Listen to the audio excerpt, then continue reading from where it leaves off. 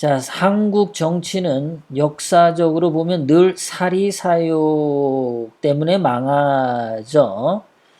그리고 일본은 보면은 싸우다가도 꼭 그래도 부국 강병, 일본 국가를 강한 국가로 만들겠다 하는 데서 결국은 통일을 이루고 단결을 이루는 일본 정치를 하는 경우가 많죠.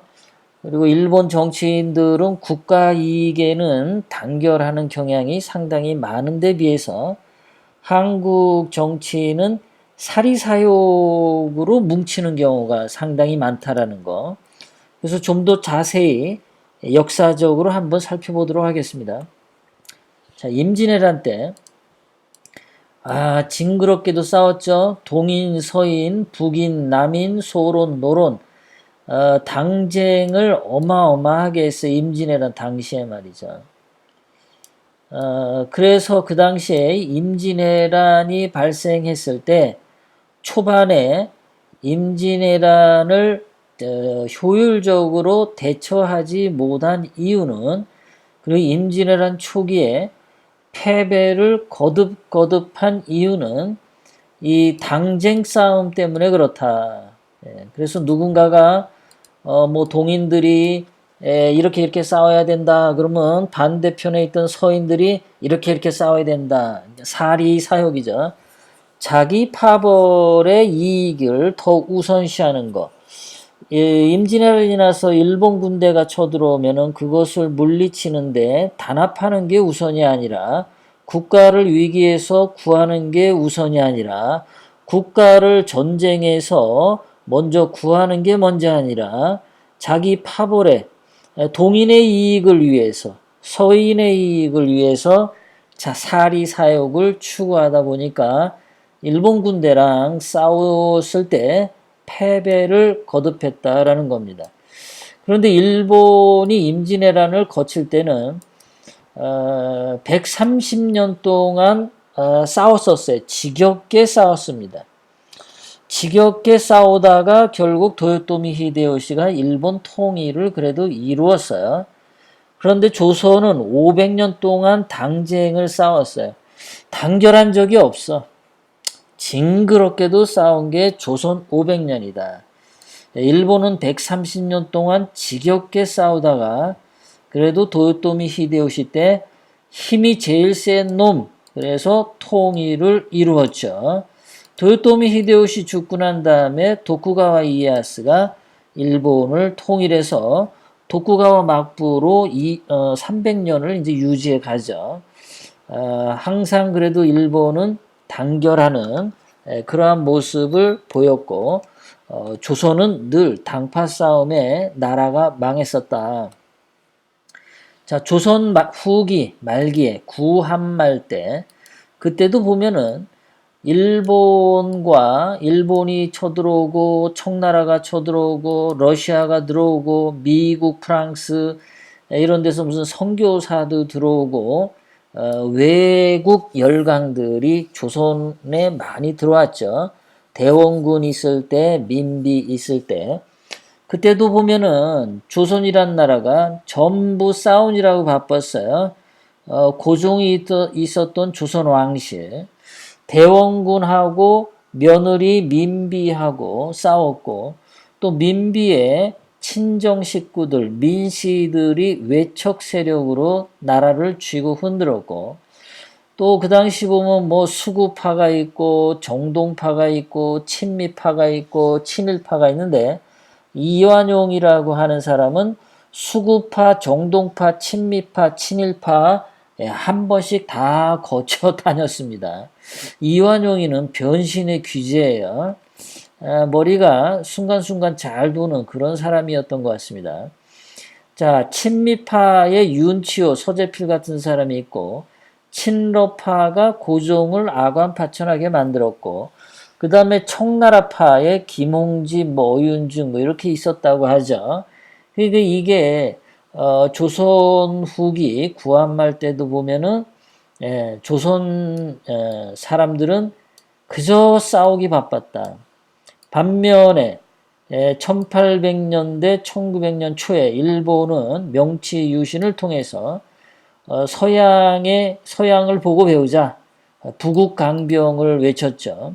그래서 일본을 여러분들이 다 아시는 것처럼 일본을 서구 열강처럼 부강한 나라로 만들어서 다른 나라를 식민지로 만들자, 이런 거.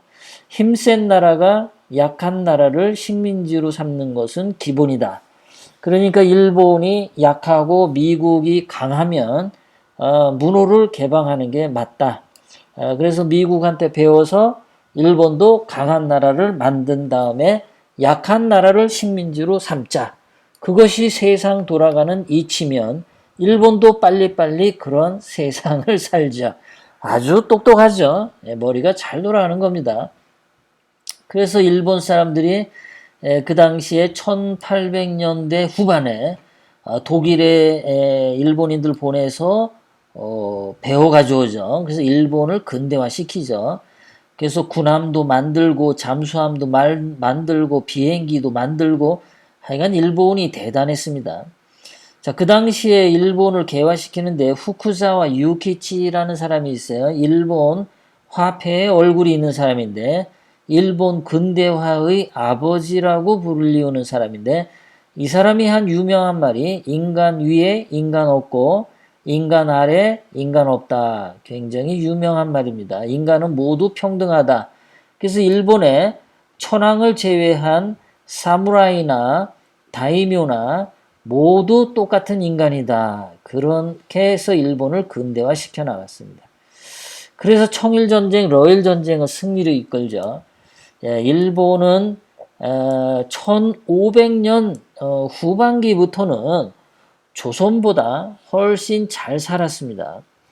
그런데 지금 현재 반일하는 이 주사파, 좌파, 민주당, 떨거지 이것들만 일본을 인정하지 않아요. 객관적으로 나타난 역사적인 사실과 현재의 모든 사실들을 보면 일본한테 배울 수 있는 거, 바로 옆에 나라에 우리보다 더 훌륭한 나라가 있고 배울 만한 나라가 있다라는 거, 그거에 대해서 감사하게 생각해야 되는데 어디 그냥 바퀴벌레처럼 더러운 중국을 좋아하는지 이해를 못하겠어요. 자, 지금 현재 2019년에 한국 정치도 보면 사리사욕에 찌들어 있죠.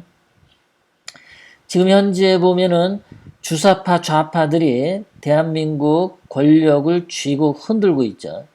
이자들은 대한민국을 공산화시키려고 하는 퇴행 세력이죠. 자, 또 탄핵 찬성한 내각제파, 친이계 여기에 해당되겠죠. 이 친이계 역시 사리사욕을 추구하는 자들이죠.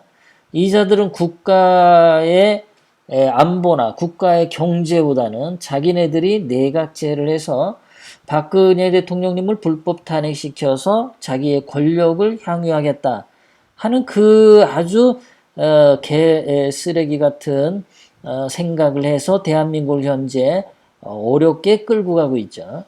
자, 친중파, 친북, 종북파 이거 역시 더불어민주당과 그 한국당 내에 이런 자들이 많죠. 사리사욕 역시 추구하죠. 자, 내각제를 찬성하는 우파, 내각제를 반대하는 우파 갈라져 있죠.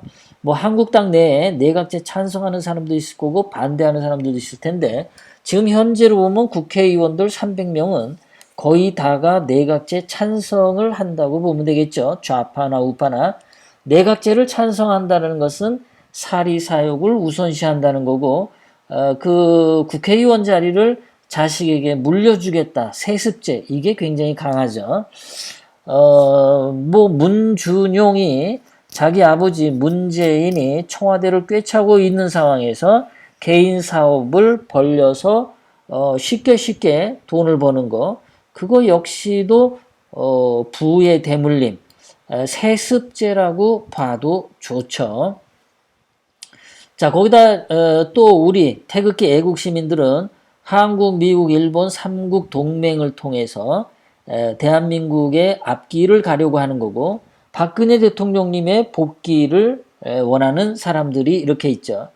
그리고 또 친일, 친일 또는 반일 뭐 이런 걸로 또 분열돼 있죠. 국민들이 토착 왜구라고 또 낙인 찍고 매국노라고 낙인 찍고 지금 대한민국은 갈기갈기 분열돼 있는 상태죠. 적군이냐 아군이냐 뭐 이렇게 해서 그냥 마녀 사냥을 굉장히 하죠. 요즘처럼 이런 식으로 반일 뭐 불매운동 이런 걸 통해서 굉장히 또 사회가 말을 함부로 할 수 없는 사회로 지금 만들어 가고 있습니다. 어저께도 말씀드렸지만 한국콜마의 윤동환 회장님 같은 경우가 뭐 특별히 한 얘기도 아닌데 그냥 친일 매국노라고 낙인을 찍어가지고 그 분이 사퇴를 하실 정도죠. 완전히 이 대한민국을 마녀 사냥 분위기로 몰아가고 있는 게 이 주사파 좌파 민주당 떨거지들이 그 짓을 하고 있다라는 거죠. 이런 식으로 어쨌든 2019년 현재에도 대한민국은 사회가 갈갈이 분열되어 있는 상태인데 일본은 지금 어떤 상태냐. 아베 총리 인기가 굉장히 높고요. 개헌을 추진하려고 하죠. 일본군 재무장을 통해서 해외 파견하려고 하죠. 일본 경제는 굉장히 성장하고 발전하는 추세에 있고 모든 일본인들이 직장을 구할 수 있을 정도로 일본 경제가 굉장히 좋습니다. 거기다가 지금 일본 정치인들의 80%가 개헌을 찬성하는 입장에 서 있고요. 지난번에 참의원 선거에서 뭐 개표해가지고 결과에는 한 4명이 부족했는데 지금은 많은 참의원 의원들이 그 개헌을 찬성하는데 돌아서서 지금 당장이라도 일본이 개헌을 하는데 아무런 문제가 없습니다. 그래서 평화헌법을 개정해서 일본군을 재무장할 수 있는 일본 군비를 확장할 수 있는 절호의 기회를 지금 일본은 맞이하고 있어요. 일본 정치인들 80%가 단결하고 있다는 거. 일본이란 나라의 부국 강병을 위해서 일본 정치인들은 단결되어 있다는 거. 그것이 지금 일본의 가장 큰 장점이죠. 거기다가 아베와 트럼프 대통령의 아주 돈독하고 끈끈한 특별한 동맹 강화를 현재 한 상태고요. 그러니까 트럼프 대통령이 지난번에 아베하고는 특별한 관계다. 미국과 일본은 특별한 관계다라고 아주 절대적인 지지를 보여주고 있죠. 이런 식으로 일본이 힘을 키우면서 결국 하는 건 뭐냐면 인도 태평양 전략에서 이 동북아시아 지역에 일본이 하나의 힘을 구사하고 싶은 거예요. 태평양 지역에 인도 태평양 지역에 일본이 2차 세계대전 때처럼 영향력을 행사할 수 있는 국가로 발돋움하고 싶어 하는 것이 일본의 현재 상태다.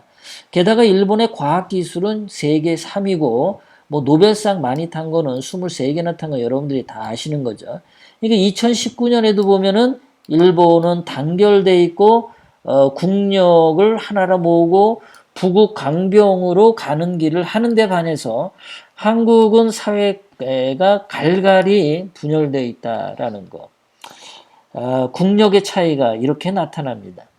자, 이러다 보니까 한국이란 나라는 이렇게 분열되어 있습니다. 이념 논쟁을 하고 있죠. 철없는 이념 논쟁. 맨날 일제시대 때 그 다 지나간 그 위안부 문제 이런 거. 위안부 문제하고 앞으로 대한민국이 먹고 사는 경제 문제, 과학 기술 문제하고 무슨 상관이 있습니까? 그런데 문재인이나 이 주사파 떨거지들은 위안부 문제 그거 가지고 징용공 문제 이런 거 가지고 나라를 완전히 지금 쑥대밭으로 만들고 있습니다. 그거 한다고 무슨 돈이 생기나요? 대한민국 과학기술이 올라가나요? 세계적으로 대한민국의 이미지가 올라가나요? 아무것도 올라가는 게 없는데 쓸데없이 위안부 이런 거, 징용공 이런 이념 논쟁을 하는 거죠. 반일 감정을 내세워서. 공산화 혁명 꿈꾸고 있고 반일 선동. 아무 쓰잘데기 없는 거에 감정을 소모하고 있는 게 대한민국이다. 반면에 일본은 아까도 말씀드린 북극 강병과 과학기술과 태평양 세력으로 성장하려고 단결돼 있는 상태고, 중국 같은 경우도 남태평양 거기에 인공섬을 쌓아서 그 바다를 자기 걸로 만들려고 중국 놈들이 하죠.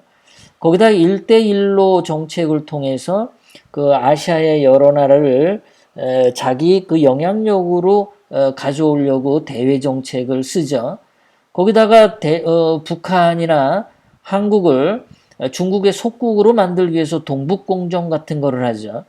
중국 같은 경우도 이렇게 국가를 팽창하기 위해서 국가를 부국 강병으로 몰고 가는데, 일본도 그렇고 미국도 그렇죠. 미국 트럼프 대통령은 미국을 다시 위대하게, 지금 현재 세계 1위 과학기술을 가지고 있고 4차 산업혁명을 선도하려고 하고, 지금 중국을 완전히 무릎 꿇려가지고 해체시키려고 하고 있죠. 미래 100년 동안 미국을 부국 강병한 나라로 만들기 위해서 말이죠. 온 나라가 다 이러는데 한국만 이 좌파 빨갱이 놈들이 쓰잘데기 없는 그 친일 반일 이런 거 가지고 나를 세우고 있어요. 이러니 이게 나라 망조죠. 문재인을 빨리 끌어내려야 대한민국이 살아난다라는 거고, 문재인이 저 자리에 계속 앉아 있는 한 대한민국은 정말 망가져도 엄청 망가지는 그러한 것만 남았다, 이렇게 볼 수 있겠습니다.